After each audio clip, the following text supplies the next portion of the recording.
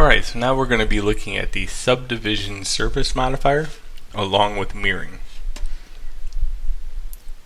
Okay, to get started, we go back to the Subdivision surface modifier, just like the last unit. Okay. And then we go into edit mode. And we start out real simple with this. Okay, and you can experiment and get as detailed as you want, but I'm going to try to keep this as simple as possible. Okay, so let's insert some edge loops. We're going to insert edge loops on the, so that see here's the x-axis. Okay, so just go to the move tool, find the x-axis. Okay, this will represent the right and left hand side of the character's head if we're going to make a character's head. And then we can insert some edge loops here. Boom. Okay.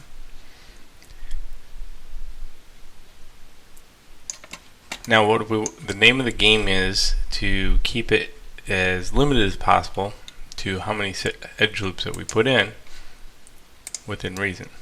Okay, so I got something that looks like this, kind of like a Lego head. Now we don't want to put in any this way right yet. We can do that later, because if you see, the subdivision model has a nice center point, and that's what we're going to be using. Alright, so we are going to put one in, just not yet. Let's go to the move tool. Let's go to faces. Let's highlight this face. Let's go to inset, and we're going to inset this face in. Then we're going to kind of scale it a little bit. We're just going to scale it down. And then we're going to extrude it back.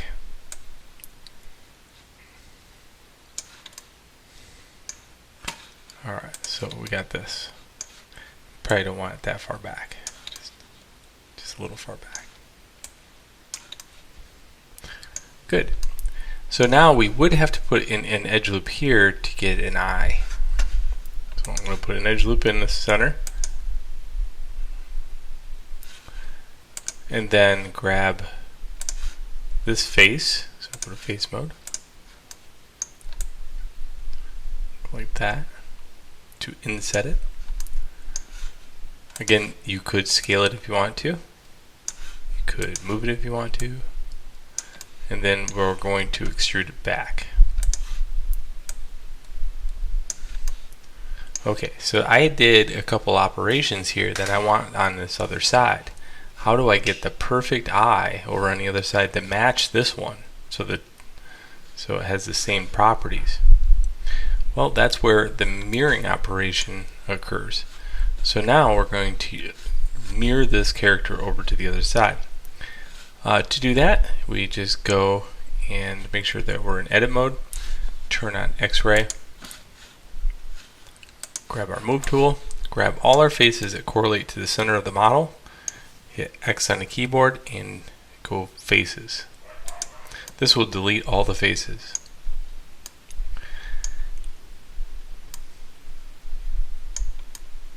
Alright, so now all we do is go into object mode and establish that this is in the center of the scene and the character's in the center. Okay. If it's not, I'm going to show you how to do that in the next little video on how to add new topology to the model and then re-subdivide it. Alright, so just assume that it's in the center of the scene, it's there, and then we can go over to mirror, and boom, we've mirrored the changes. Okay, also what this means is we can go back into edit mode, and we're still in the subdivision mode, and we can go in and take different parts of the model. We could scale those down. Boom. Boom.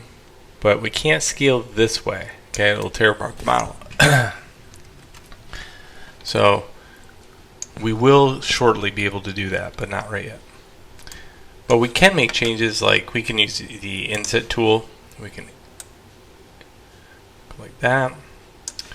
We can extrude still. Boom.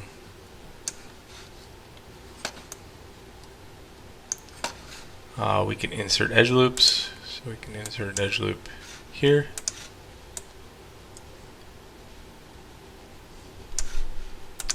We can scale these like that. So everything that we had in the past we have now. Just the ability to mirror it real time is very handy. I'm going to turn X-ray off. And seriously, you can just kind of go to town and have some fun for once, you know? I think it's important to have some fun. Strip that back. Boom. There we got like some kind of Japanese bunny thing. Alright, so now what we want to do is kind of look at what happens if we want to add some edge loops or something to the model. So I'm going to show you another feature.